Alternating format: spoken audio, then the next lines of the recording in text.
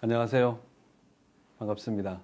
2021년 목회 사역을 위한 콘텐츠 세미나 갈릴리의 주요 7개 도시를 중심으로 공부하고 있는 이 세미나, 오늘은 그 마지막 도시, 7번째 도시, 여러분들 교재 67쪽을 중심으로 해서 진행되는 가이사랴 빌립보에 대해서 함께 말씀을 나누고 공부하겠습니다.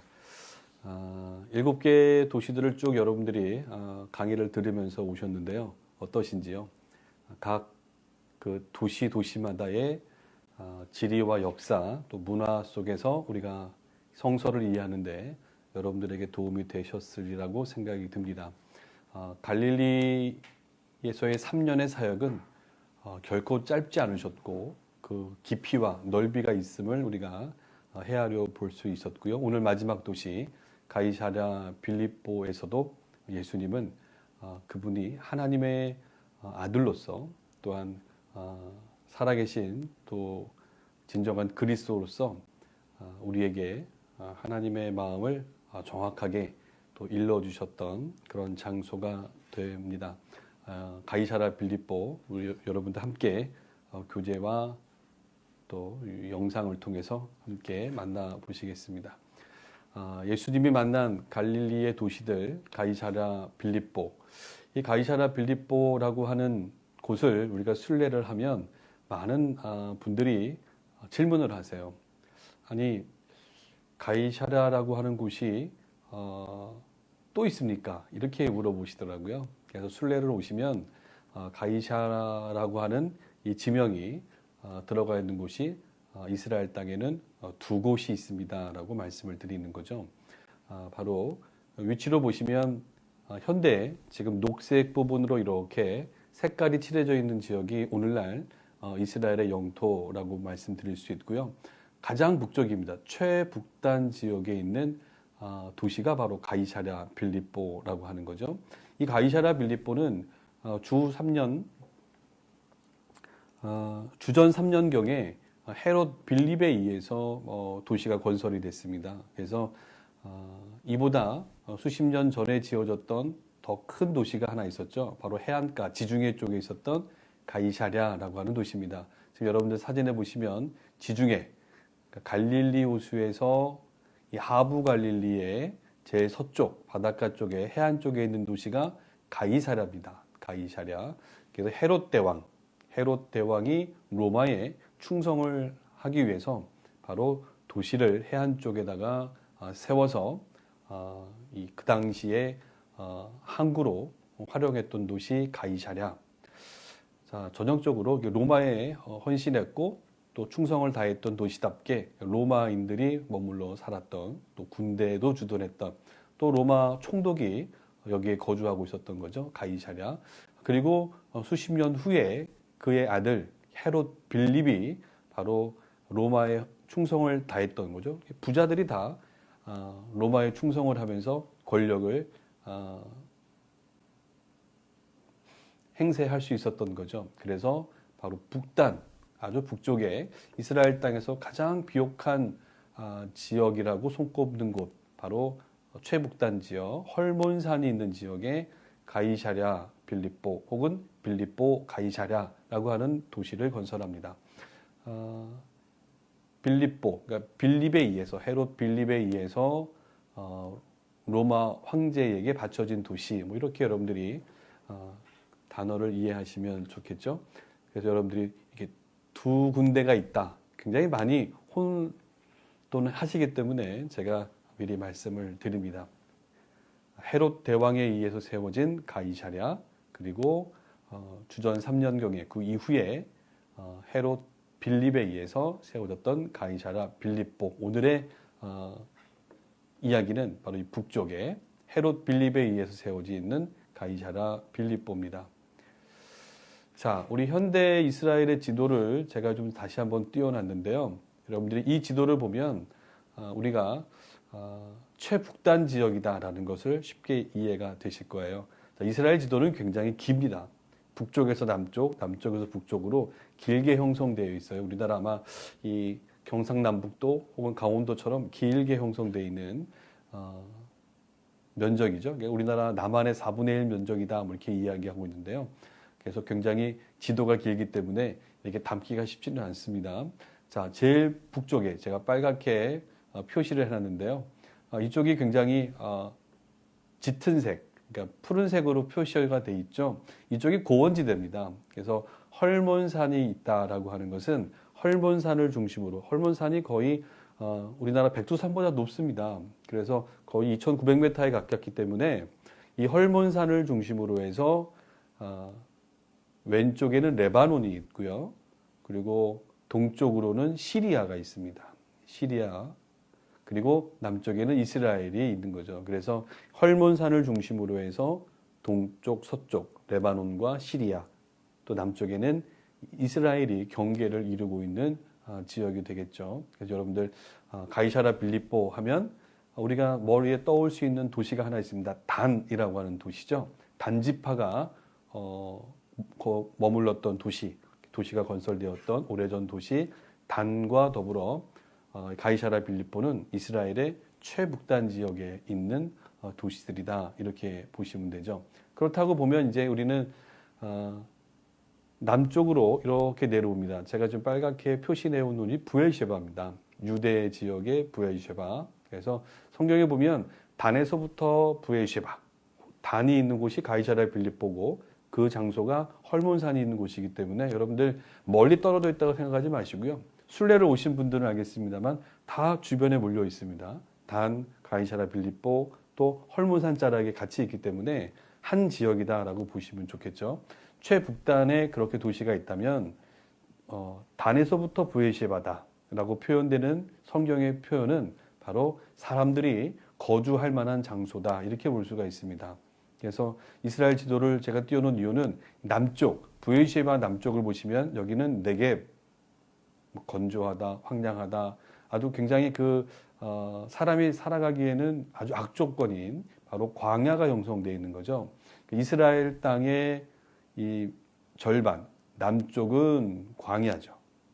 그리고 부엘셰바부터 위에 있는 이 최북단, 가이사라 빌립보 단이 있는 지역까지는 약간 푸른색으로, 녹색으로 되어 있는 걸 보면 산지와 더불어 기후조건도 물이 많고요. 그 다음에 샘솟는 샘물도 많아서 농사가 잘 되는 그런 지역들이 주로 북쪽을 형성하고 있다라고 보시면 됩니다. 그래서 성경 읽으실 때 단에서부터 부엘셰바까지 사람들이 거주할 만한 장소, 아마 여러분들이 순례를 오시면 한 번에 그렇게 눈으로 확연하게 여러분들이 만나볼 수가 있죠. 이 가이사라 빌립보나 단 쪽은 너무 산림이 우거져 있다 보니까 수목원 같은 데도 굉장히 많고 농장들도 많고요. 하여튼 물이 풍성하고 또 농사가 잘 되는 기후가 연간 강수량이 1000mm가 넘으니까요. 굉장히 사람들이 살기에는 적합한 지역이었다라고 보시면 되겠죠. 이곳으로 간 지파가 구약시대의 단지파였다라는 겁니다. 단지파는 사실 부엘셰바 위쪽으로 여러분 블레셋 평야가 있는데요. 블레셋 평야 요 주변 지역을 땅을 받았으나 그들이 너무 장대하고 감당하기 어려웠던 거죠. 그래서 이 지역 굉장히 비옥한 땅입니다. 비옥한 땅임에도 불구하고 그들이 분배받은 땅의 대적들이 감당할 수 없는 블레셋 지역이었거든요. 그래서 여기를 포기한 채 북쪽으로 올라가서 바로 이 가이사라 빌립보 주변에 아주 풍성한 땅, 이쪽에 그들은 사사기 18장에 기록되어 있는 것처럼 그쪽으로 이동해 가서 바로 라이스라고 부르는 지역을 차지하고 최북단 지역을 차지하고 정착을 했던 거죠. 저는 이제 안내할 때 북쪽으로 가이사라 빌립보로 가면서 그런 얘기 자주 합니다. 이것은 단지파의 불신앙이었다. 하나님이 주신 그 선물, 또 하나님이 주신 그 땅을 대적들을 보면서 하나님의 말씀을 불신했던 거죠. 그 결과 좋은 자리는 차지했으나 일찍 역사 속에서 사라지고 또한 멸망당했던 지파가 단지파였다라는 것도 우리가 한번 이 가이사라 빌립보를 오늘 이야기하면서 잠깐 언급을 합니다. 이 역사적으로 또 우리가 성서를 보면 이 단에 대한 이야기, 이 최북단 지역, 가이사라 빌립보와 관련되어 있는 지역에 대한 이야기가 구약 성경부터 쭉 언급되고 있는데요. 특별히 이 너무 비옥한 땅이다 보니까 최북단 지역에 솔로몬 이후에 나라가 갈라지면서 여로보암이 우상단을 세웠던 장소이기도 하죠. 그러니까 상징적입니다. 북쪽, 최북쪽에서부터 최남단, 베델까지 북이스라엘의 경계죠. 그래서 북쪽의 단 가이사라 빌립보부터 북이스라엘의 남쪽 베델까지 우상단을 세웠다. 그러니까 전 지역이 다 우상 숭배하게 되었다라는 이야기도 우리가 생각해 볼 수가 있죠. 아울러서 이 지역은 그 이후로 계속해서 우상 숭배하는 지역으로 발전하게 됩니다. 그래서 솔로몬 다윗 때까지는 하나님을 섬기는 그런 지역으로 자리매김했었으나 이 나라가 분열되면서 우상단이 세워지고 그 이후로 북이스라엘이 일찍 멸망하게 되면서 일찍이 이 가이사라 빌립보를 중심으로 한 최북단 지역은 아람, 또 수리아 왕국, 또 페니키아 바다 사람들의 바알신 같은 경우가 활성화되어 있었고요. 또 주전 4세기에는 헬라의 알렉산더 대왕이 이스라엘을 점령하게 되고 그 이후에 장군들이 나라를 또 분할해서 다루기 시작하면서 특히 이집트 쪽에 있었던 이 헬라 제국, 바로 이 프텔로마이 이 제국에 의해서 또 여기가 다스려지면서 우상을 섬기는 단들이 형성이 됐던 이런 이방신을 섬기는 또 이방의 문화권 안에 이미 일찍이부터 들어와 있었던 지역이 가이사라 빌립보 단을 중심으로 하는 최북단 지역이었다라는 것을 여러분들이 일단 기본적으로 이 역사와 지리적으로 이해를 하시면 좋을 듯합니다. 바로 이렇게 헬라 제국 때부터 이곳이 종교적으로 또 정치적으로 되게 중요한 중심지로 자리매김하게 되는 거죠. 왜 정치적으로 또 종교적으로 중요한 자리를 매김했을까라는 거예요.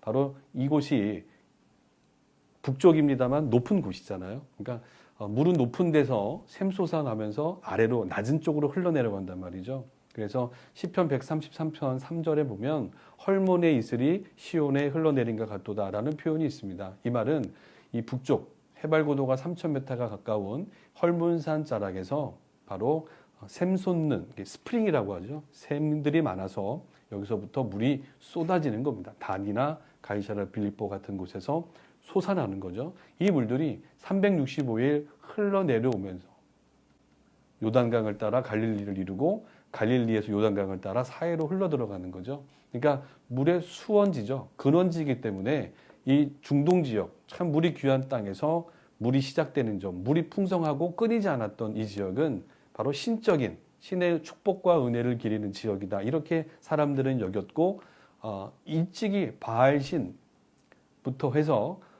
사람들은 헬라어 접근하면서 판신, 풍요를 가져다 드는 판신이라든가 로마와 헬라가 들어오면서 그들은 제우스 신전과 심지어 로마는 황제 신전까지도 이곳에 세워서 이만큼 땅의 사람들에게 축복과 또 은혜를 베푸는 근원적인 장소, 지리적인 위치가 주는 그런 면으로 도시가 부강하게 되고 번성하게 되고 또 그런 상징적인 도시로 발돋움하고 있었고, 여기에 헤롯 빌립은 이것을 더 확장해서 큰 도시로 만들어 놓으면서 신전들도 지어 놓은 걸 볼 수가 있죠. 그래서 이렇게 자연이 주는 이점과 더불어 여기는 또 도로가 지나갔다는 겁니다.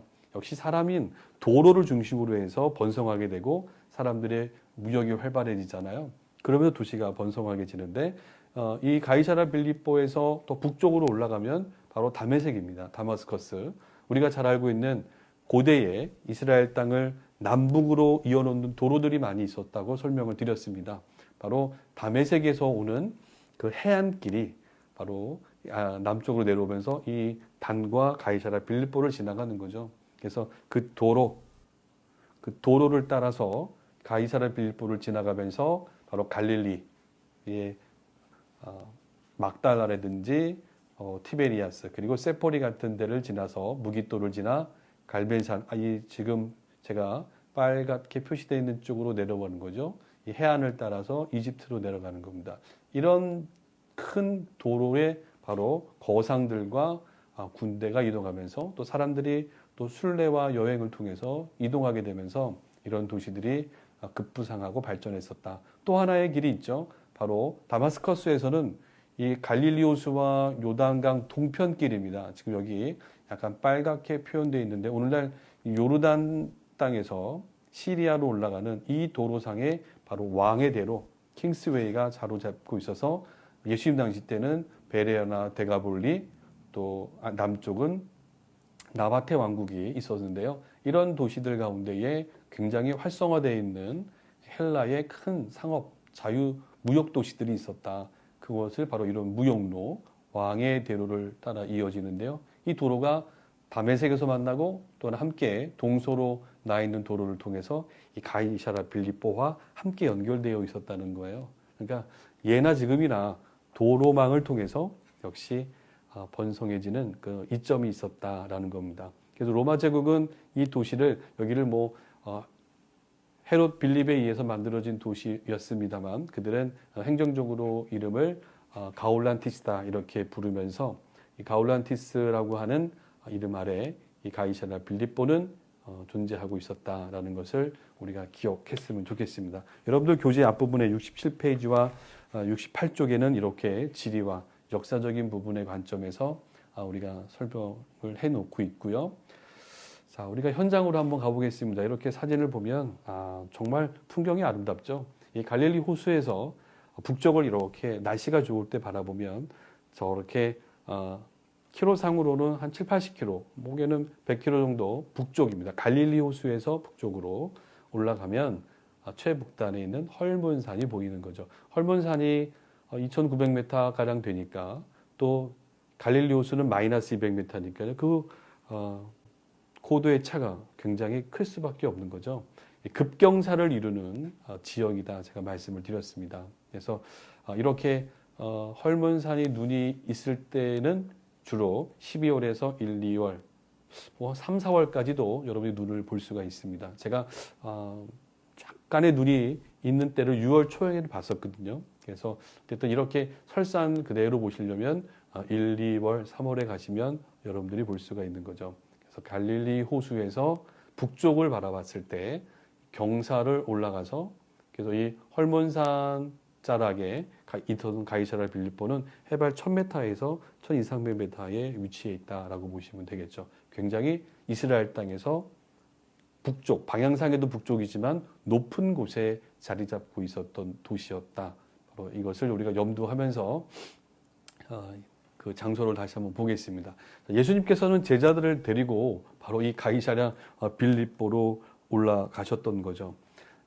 그 당시 종교적으로 중심지였던 또 로마와 관련되어 있는 이 신전 문화 또 그런 종교 지도자들뿐만 아니라 정치 또 무역의 권력자들이 자리하고 있었던 휴양 도시가 바로 이 가이사랴 빌립보였죠. 우리나라도 물이 좋고 풍경이 좋으면 일단 이 관광 호텔들이 들어서잖아요. 이 가이사랴 빌립보는 종교적인 상징성도 있지만 물의 수원지다. 워낙 물이 많기 때문에 온천을 즐길 수 있는 그런 장소이기도 했습니다. 그래서 이곳에 휴양 도시까지 함께 곁들여져서 많은 이 외국인들 또 권력자들은 이곳에 들려서 쉼도 갖고 안식을 누렸던 이런 도시가 바로 가이사랴 빌립보가 되겠죠. 이곳에 우리는 마태복음 16장에 보면 예수님이 제자들과 함께 갈릴리 호수 가버나움을 중심으로 해서 여기서 가이사랴 빌립보로 지리적으로 올라가신 거죠. 그래서 굉장히 한 2, 3일 정도는 힘겹게 올라가셨을 것이다 이렇게 생각이 듭니다. 여러분들 순례를 가시면 갈릴리 호수가에서 버스를 타고 경사면을 막 올라가죠. 지그재그로 올라가서 골란고원, 최북단에 있는 골란고원 지역으로 향하다 보면 최북단에 있는 오늘날 이제 군사도시로 접경, 군사로 통제하고 있는 지역들입니다만 키부츠에서 농사 짓고 있는 그런 모습들도 여러분들은 아마 많이 보셨고 기억나실 겁니다. 골란고원에 나오는 그 귤, 감귤, 사과 얼마나 맛있습니까? 아마 지금 시즌에 가시면 그 맛있는 과일들을 드실 수가 있는데 어쨌든 요 시기에는 또 그런 과일들이 많이 나옵니다. 물이 많아서 굉장히 사람들이 풍족한 삶을 누릴 수 있었던 가이사랴 빌립보에 가면 자, 이 가이사랴 빌립보 국립공원으로 지정이 되어 있는 곳이죠. 자, 여기 지금 보시는 것처럼 물이 땅에서부터 솟아납니다. 그래서 이 앞에 이렇게 건너가는 길목이 있는데요. 이 길목, 이 나무 아래 보시면 팻말이 하나 붙어 있습니다. 그래서 가이사랴에서부터 물이 쏟아져 나오는 스프링이다라고 영문으로 표기가 되어 있습니다. 여기서부터 샘물이 솟아난다 이렇게 되어 있었죠. 그래서 여기서부터 많은 물들이 흘러 내려가서 북요단강을 이루고 그 물이 갈릴리 호수로 들어가고 또 갈릴리 호수의 물이 좀 더 낮은 쪽으로 요단강을 따라 흘러서 바로 염해 사해바다까지 흘러 내려가는 굉장히 큰 물줄기 중에 한 곳이 여기서 시작된다라고 보시면 될 것 같습니다. 이런 곳에 바로 신성시역이었다는 거죠. 뭔가 의미를 두은 것은 오늘 시대나 또 예전 시대 사람들은 다 동일한 것 같습니다. 좀 뭔가 새롭고 신비하면 그곳에 우리도 예전부터 사당을 짓거나 뭔가 제사하는 그런 장소가 되었던 거죠. 자, 이 장소에 가면 바로 이렇게 동굴을 여러분들이 만나볼 수가 있죠. 바로 이 동굴 앞에 있었던 신전이 헬라 사람들의 판신입니다. 풍요를 가져다 주는 이 농업의 신이에요. 그래서 이 생긴 모양이 얼굴은 염소 같고요. 밑엔 사람이죠. 그래서 그리스 헬라 사람들의 신은 바로 반인반신의 모양을 많이 또 띠고 있습니다. 그래서 염소의 모습을 갖고 사람의 모양이었던 판신을 섬기면서 때가 되면 절기만 되면 이곳에 모여서 판신께 제사를 드리는 풍요를 기원하는 그런 신들이 있었고요. 그거 말고도 이미 현지인 그 살던 사람들은 바알신을 섬겨왔죠. 그래서 바알신도 섬겨왔고 거기다가 판신도 섬기고 그 당시 사람들은 신이 많으면 많을수록 좋았던 겁니다. 헬라나 로마는 그런 문화였죠. 그래서 다양한 신들이 우리를 도와준다라고 믿는 거죠. 그래서 각각의 신전을 세우고 그 신전에서 일하는 사제들이 있고 거기에 제물을 바치고 또 그렇게 관련되어 있는 사업이 융성해지는 거죠. 그래서 많은 신들이 우리를 도와주면 도와줄수록 좋다. 그래서 많은 신들을 섬겼던 시대가 예수님 시대도 마찬가지였다는 거죠. 이 판신전이 있었던 곳이죠. 그래서 매년 9월이 되면 요 동굴 앞에 신전에서 제사를 드리고 그 해의 풍년이나 흉년을 알아보기 위해서 이 염소의 피를 이 동굴에다가 여기 수원지기 때문에 물이 이렇게 흘러나오잖아요. 이곳에다가 띄웁니다. 가득하게 퍼지게 되면 그걸 보고 풍년이다. 아니면 또 그렇게 되지 않을 때는 또 흉년이다. 뭐 각가지 기록마다 조금씩 차이가 있습니다만 어쨌든 그렇게 해서 점을 치면서 그 한 해에 기흉을 알아보는 그런 제사가 있던 곳이 바로 이 신전이었습니다. 그뿐 아니라 이 오른쪽에도 지금 사람들이 서 있는데요. 여기는 역시 신 중의 신, 제우스 신전이죠. 그래서 모든 것을 주관하고 관장하는 신이 바로 이 제우스 신이었던 거죠. 왜냐하면 여기가 물의 근원지잖아요. 그러니까 지금이나 예전이나 사람의 생명은 물하고 연관이 됩니다. 그래서 이 물을 발원되는 장소, 생명이 움틀 수 있는 그 시작점인 곳에 바로 신의 은혜가 있다라고 생각을 해서 많은 여기도 제우스 신전을 세웠던 거고요.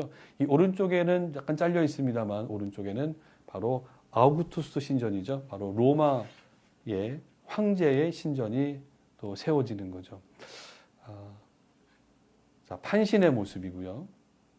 자, 이런 신을 섬겼다는 겁니다. 자, 이런 이제 상상도인데요. 여러분들 보시면은 이 헐몬산 자락, 헐몬산의 3분의 1 지점되는 해발 1100에서 1200~1300m 되는 그 위치에서 물이 흘러나오는 발원지, 수원지에 바로 이렇게 각각의 신들을 섬길 수 있는 최고의 신을 섬기는 신전들을 세워놓고 있었다. 여기가 지금 판신전이 되겠고요. 여기가 제우스 신전이 됩니다. 그리고 그 옆에는 아우구스투스 로마 황제를 섬기는 신전이 세워져 있었죠. 제가 우스갯소리로 이 신전 3종 세트가 세워져 있을 정도로 여러분들 그 터키를 가시면 소아시아에 버가무라는 지역이 있습니다. 그래서 거기도 사탄의 그 위가 있는 곳이다라고 하는데 거기도 마찬가지로 모든 신전들이 다 한 장소에 세워져 있는 걸 볼 수가 있습니다. 그만큼 신성시되는 장소, 되게 상징적인 곳에 신전들을 많이 세우게 되죠. 여기 판신전과 더불어 제우스 신전, 아우구스투스 신전, 그리고 옆에서는 이 피리를 불면 양이 춤을 추기도 하고 또 많은 신전에 제사하러 온 사람들이 음악에 맞춰서 즐기기도 하고 하는, 그러면서 또 예언도 하고 또 우리나라 같은 굿도 할 수 있는 이런 장소들이 다 마련돼 있어서 여기는 신성시 여기는 장소, 그러니까 신전에서 일하는 사제들의 권위도 대단했을 것이고요. 그들과 함께하고 있는 이 당대의 권력자들의 위세 또한 대단했을 것이다. 이런 곳에 와서 그들은 또 제사를 드리고 그들의 사업, 그들의 조합, 그 다음에 그들이 기르고 있는 농장, 뭐 여러 가지를 빌고 갔을 것이라는 거죠. 그래서 이렇게 당시에 권력자들이 모여들었던 곳이 하루도 쉬지 않고 몰려들었던 신전들이고 이 주변에는 말 그대로 솟아나오는 물로 온천하는 지역들이 되기도 합니다. 휴양도 즐기고 또 신에게 제물도 바치면서 이 마음의 안식도 얻었다라고 하는 지역에 예수님이 그의 제자들을 데리고 가셨던 거죠. 여러분들 그 로마 중세시대의 영화, 고대 영화 다큐멘터리를 보시면 사제들의 복장과 이 로마 권력층들의 복장을 보시면 화려하죠. 색감부터 그리고 입은 모양새부터 다릅니다. 그럴 수밖에 없죠. 돈이 있으니까요. 그래서 최고로 치장하는 사람들이 권력자들이었죠. 로마 귀족들이었고 그런 사람들이 즐비했죠. 이곳에 바로 누가 오냐면 이 아랫동네 갈릴리에서 힘겹게 농사 지면서 또 고기 낚시하면서 살아갔던 남루한 복장의 차림의 사람들이 올라오는 거죠. 여기는 중심 도시지만 갈릴리는 정말 변방, 어느 누구도 신경 쓰지 않는 그런 촌사람들이 살고 있는, 그것도 갈릴리에서의 북쪽의 유대인들의 삶의 근거지에서 사람들이 올라온 겁니다. 그러니까 아마 완전히 올라왔을 때 대비가 됐을 겁니다. 완전히 남루한 복장으로 또 암울한 얼투, 이 아람 방언을 써갔던 사람들이 이곳에 왔으니 그 당시에 정통 언어였던 라틴어나 헬라어가 아닌 그 이 시골에서 이 지역에서 사용하는 그것도 변방의 사투리의 언어를 쓰고 있는, 그리고 또 생김새나 이 뭐 얼굴을 갖고 겠습니까? 뭐 제대로 뭐 피부 관리를 받았겠습니까? 들판에 누워서 일하는 게 전부였던 이들이었기 때문에 아마 그들의 모양과 생김새는 또 어투는 이 신전의 가이사랴 빌립보의 도시의 사람들과는 또 전혀 거리가 멀었던, 한눈에 봐도 눈에 띌 수 있는 그런 사람들이 신전 주변으로 왔다라는 거죠. 이곳에 와서 그들은 바로 예수님의 말씀을 듣습니다. 예수님은 작정하고 제자들과 함께 이동했을 것이다 라고 보는 거죠. 왜냐하면 예수님은 이 신전에서 제자들에게 마지막으로 말씀을 전하시고 나서 예수님은 다시 갈릴리로 가신 다음에 짐 싸셔서 바로 예루살렘으로 가신 거죠. 그곳에서 십자가의 길을, 행보를 걸으셨습니다. 그러니까 마지막으로 3년 동안 함께했던 제자들에게 무언가 마지막으로 일러줄 이야기가 있으셨던 거죠. 그래서 예수님은 가이사랴 빌립보의 신전으로 이동해서 바로 정치, 권력, 그리고 종교적으로 그 당시의 사람들이 중요하게 여겼던 이곳에 가서 바로 예수님은 그의 제자들에게 무언가를 일러주셨다라고 보시면 되겠죠. 어쨌든 우리가 지금 지리적으로, 역사적으로 이 가이사랴 빌립보가 어떤 곳인지 여러분들이 이야기를 나누셨고 또 교재를 통해서 다시 한번 보강하시면 좋을 것 같습니다. 한 가지 더 말씀드린다면 이렇게 유대인들의 땅이었으나 이미 여호수아 시대부터 약속된 땅이었고 점령이 됐고 또 다윗과 솔로몬 시대에 이미 정복이 돼서 여호와 하나님을 섬기는 땅이었으나 분열 왕국 이후 앞서 말씀드린 것처럼 이방인들이 이 땅을 차지하게 되면서 유대인들의 영향력은 떨어졌고 이미 오랜 세월 이방의 땅이 되어버렸고 또 강대국 헬라와 로마의 점령 속에서 그들은 많은 신을 섬기면서 이 축복의 근원지였죠. 그 당시 이 시편의 말씀만 봐도 다윗이라면 혹은 다윗과 같은 신앙인이었다면 이 장소를 하나님이 은혜를 베푸는 장소라고 고백하지 않습니까? 하나님이 이 헐몬산에서 그죠? 이곳에서 하나님이 은혜를 베풀어 주신다는 거죠. 그 은혜가 시온으로 흘러내려간다라고 할 정도로 그들은 이곳에서 여호와 하나님께 예배하고 찬양했던 그런 장소였는데 그 은혜가 위에서부터 아래로 이 이스라엘 백성들에게로 흘러내려가고 풍요롭게 된다라는 걸 가르쳐 왔는데 이것마저도 이곳이 바로 이방인들에 의해서 장악이 되고 영향력이 미치다 보니까 이런 의식들도 사라지게 되고 오히려 이 땅의 풍요와 은혜는 바로 이런 판신이나 또 바알신이나 또 제우스 신들 이방 신에 의해서 공급되어진다라고 더럽혀졌던 이곳이었던 거죠. 우리가 이것을 기억한다면 바로 예수님은 무언가를 이제는 일깨워주기 위해서 이곳에 가셨다라는 것을 우리가 짐작해 볼 수가 있습니다. 자, 우리 성경에 보면 마태복음 16장의 이야기인데요. 특별히 이곳에 올라가신 예수님은 제자들에게 아마 이렇게 앉혀놓고 물으셨을 거예요. 그 신전 어딘가에 앉혀놓고 주변에 앉아서 예수님이 묻습니다.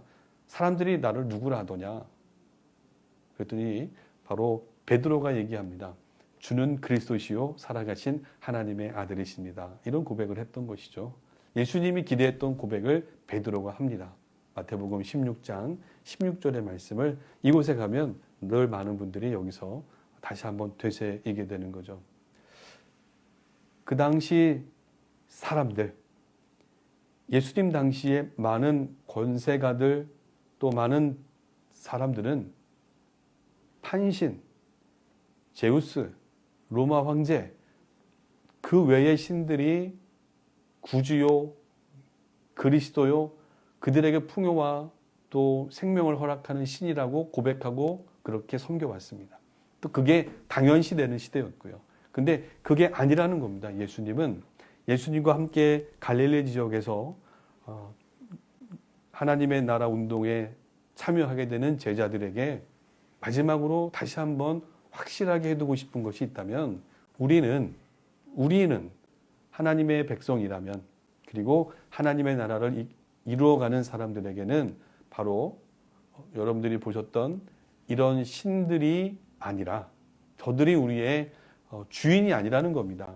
바로 나다라는 거죠. 나다. 내가 진정한 그리스도요.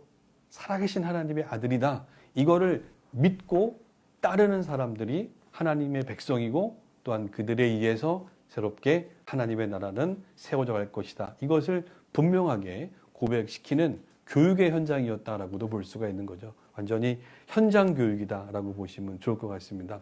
삶의 현장에서 그렇게 가르치셨던 예수님은 마지막 시간에 바로 그 당대의 최고의 신이라고 자부했던 사람들 앞에 가서 그 신전에 가서 이런 고백을 베드로로부터 하게끔 만들어 놓으신 거죠. 여러분들 근데 이 고백을 한다는 건 되게 위험합니다. 왜냐하면 이 당대의 신, 당대의 권력자, 식민 통치를 했던 신을 황제를 신이라 해야 되는데 바로 그가 참신이 아니고 바로 내 앞에 있는 이 예수가 갈릴리의 예수가 진정한 하나님의 아들이고 메시아고 그리스도다라고 고백하는 것은 신성모독입니다.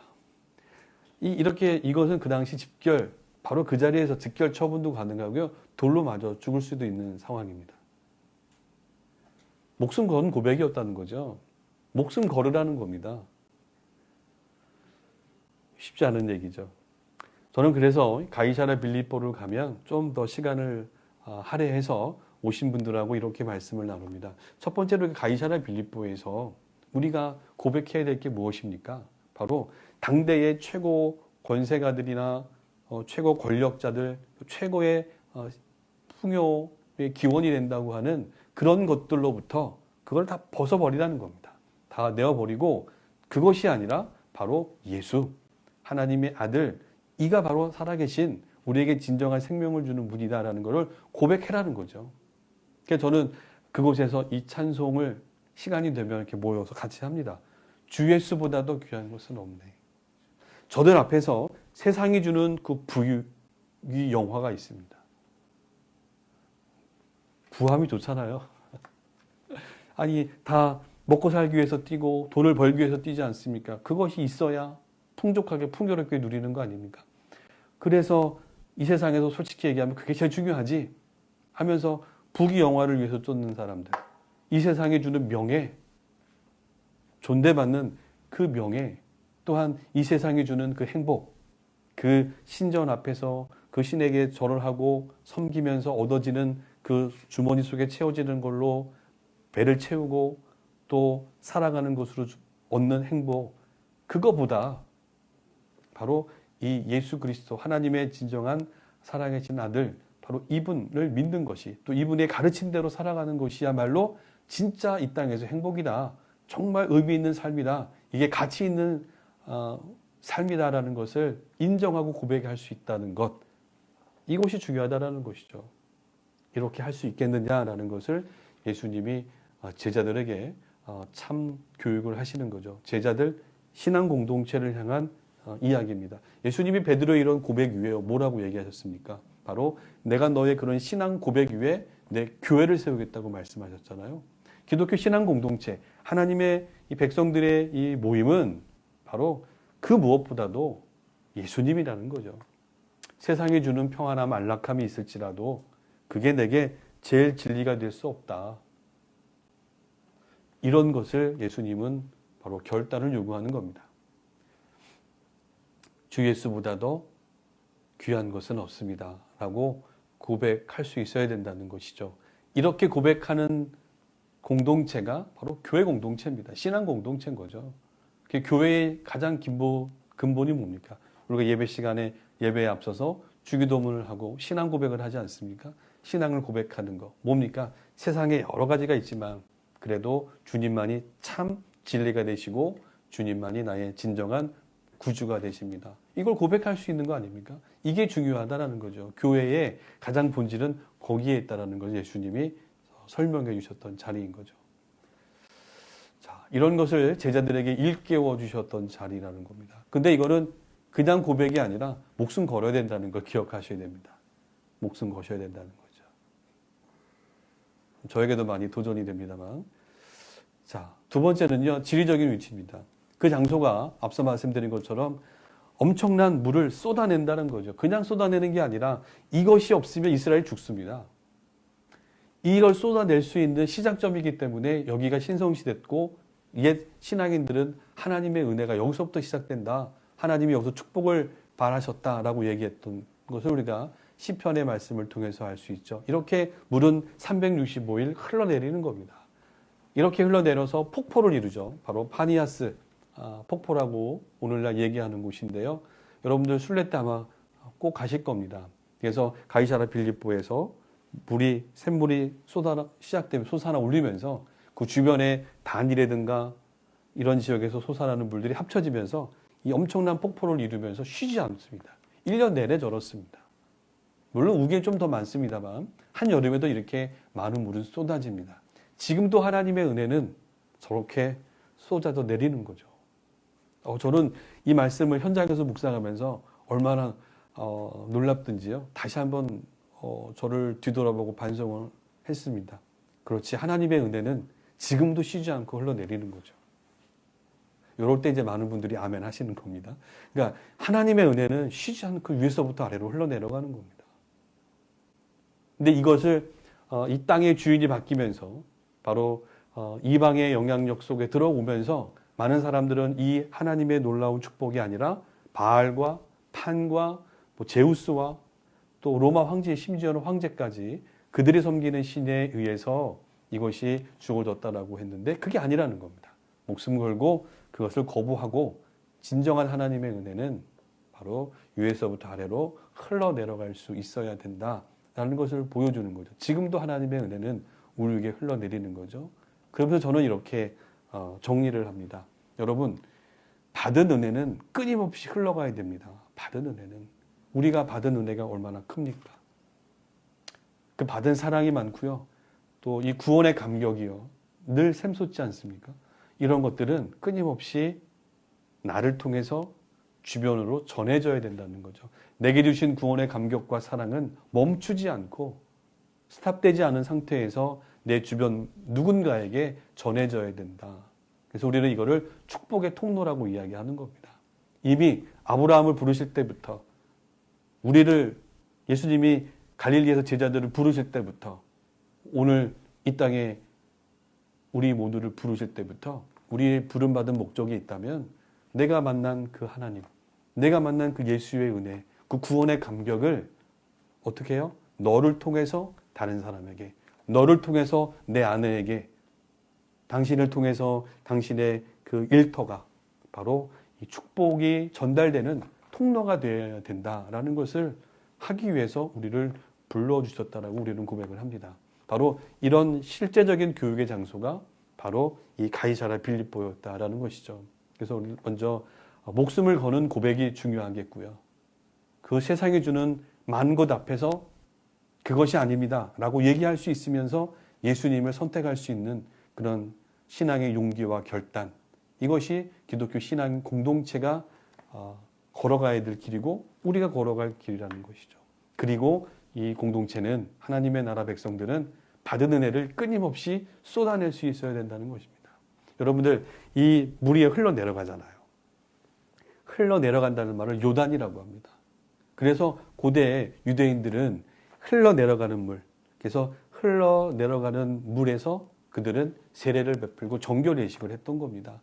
왜요? 하나님의 은혜는 위에서부터 아래로 끊임없이 흘러가니까 하나님이 주시는 축복의 이 물 안에서 그들은 그들의 잘못을 뉘우치고 또 회개하고 반성하고 또 거듭나는 그런 행사들을 펼쳐갔던 거죠. 그 상징적인 것이 바로 이 요단강이라는 겁니다. 그래서 하나님의 위로부터 내리는 그 은혜 가운데 우리가 거듭날 수 있다는 것을 이야기하는 것이죠.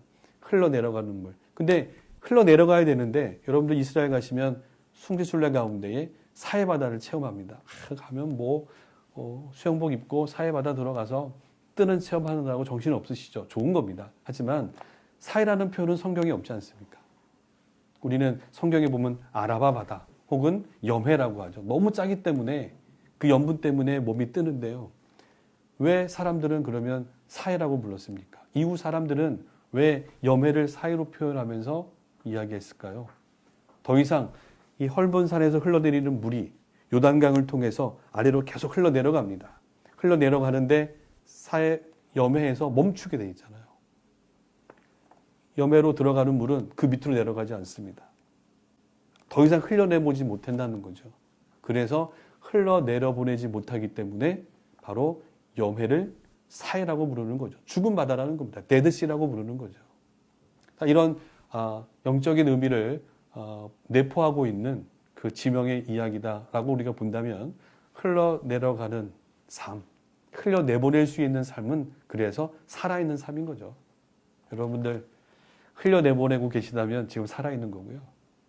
또 많은 은혜를 계속해서 쏟아내고 계시다면 그게 살아있는 교회입니다. 하지만 아무리 크고 화려해도 받은 은혜를 우리끼리만 라고 해서 머물러 있는다면, 흘러내보지 않는다면 그 사람은, 그 신앙인은 또 그 일터와 교회 공동체는 죽어 있는 것이죠. 우리가 이 가이사랴 빌립보에서 예수님이 바로 그 당시 제자들을 데리고 이끌고 마지막으로 이 눈에 담아뒀던 그 교육의 현장에서 이 메시지를 우리가 마음에 잘 새겨야 될 것 같습니다. 결론적으로 예수님은 이 가이사랴 빌립보에서 제자들에게 신앙 고백을 이끌어내셨고, 또한 하나님의 은혜는 끊임없이 흘러가야 되는 것이고, 그리고 이 말씀 마치신 다음에 예수님이 하신 이야기가 십자가를 지러 간다는 거죠. 십자가를 지러. 그리고 예수님은 예루살렘으로 가셨고 십자가의 길을 걸으시면서 죽음을 맞이하신 거죠. 가이사랴 빌립보에서 예수님이 이 함께했던 3년 동안 함께했던 갈릴리에 참 많은 사람들에게 십자가의 길을 동행한다는 것이 무엇일까? 그런 공동체는 뭘까? 십자가의 길은 무엇일까? 십자가의 길을 걷는다는 것, 십자가의 길로 향한다는 것, 십자가의 삶을 산다는 것, 이것이 바로 나와 함께하는 너희들이 걸어가야 될, 너희 공동체가 앞으로 걸어가야 될 길인데 바로 십자가로 가는 길이 뭘까? 그거는 아까 두 가지로 정리할 수 있었습니다. 목숨 걸어야 된다는 겁니다. 십자가의 길은 그런 거죠. 희생의 길이죠. 희생하지 않는다면 쉽지 않은 거죠. 목숨 걸고 이제는 주님이 가르쳐 주신 그 행동과 주님이 우리에게 일깨워 주셨던 그 진리를 따라서만 제가 살겠습니다. 어떤 것이 내게 유혹이 들어와도 주님이 일깨워 주신 말씀에 근거해서 이제는 그 살아갈 것이고 살아가는 것들을 또 은혜를 나누는 데에 최선을 다하겠습니다. 이것이 십자가의 길이 아닐까요? 예수님은 이 말씀 다 마치신 다음에 제자들에게 십자가의 길로 나아가야 된다라고 하셨고 예수님은 말씀하신 대로 십자가를 지셨습니다. 그러니까 가이사랴 빌립보에서 예수님이 우리에게 마지막으로 일러주시는 그 메시지는 이 십자가의 길을 동행한다는 것, 그리고 그렇게 하는 공동체를 이 교훈을 통해서 일깨워 주셨고 세워주신 장소다. 이렇게 저는 마무리해 보고 싶습니다. 어쨌든 이 가이사랴 빌립보 여러분들 7개 도시 중에 마지막 도시로 다뤘는데요. 우리가 이 가이사랴 빌립보를 다시 한번 여러분들이 차근차근 묵상하시면서 오늘 우리의 삶, 그리고 우리 오늘 교회의 모습은 어떠한지, 그리고 오늘 이 대한민국의 또 신앙인들, 또 처소에는 여러 교회 공동체들이 바로 십자가의 길로 향하는 또 그 모습은 어떠해야 되는지를 다시 한번 잘 묵상하고 우리부터 이 일을 잘 실천해 가면 좋을 듯합니다.